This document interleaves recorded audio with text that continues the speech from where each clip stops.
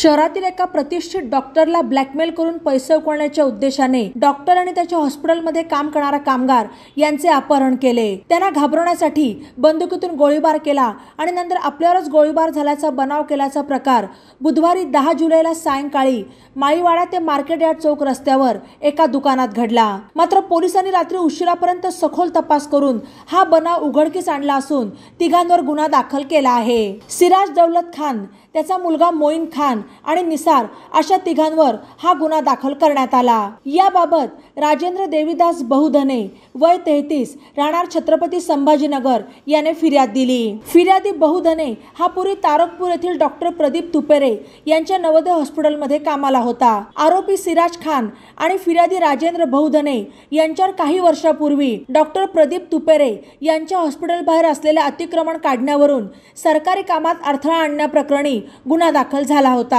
हा गुन्हा डॉक्टरांमुळेच आपल्यावर दाखल झाला असल्याचे म्हणत आरोपी सिराज खान हा डॉक्टर तुपेरे यांना ब्लॅकमेल करून पैसे उकळत होता। आता पुन्हा डॉक्टरला भीती दाखवून डॉक्टरांकडून अजून पैसे उकळण्याचा डाव सिराज खान याने आखला आणि बुधवारी 10 जुलैला सदर घटना घडली। या प्रकरणी बहुधने यांच्या फिर्यादीनुसार सिराज खान, मोईन खान, निसार यांच्या विरुद्ध भारतीय न्याय संहिता कलम 140(1), 109(1), 61(2)(अ), 308(2) सह भारतीय हत्यार कायदा कलम 3/25 नुसार गुन्हा दाखल करण्यात आला।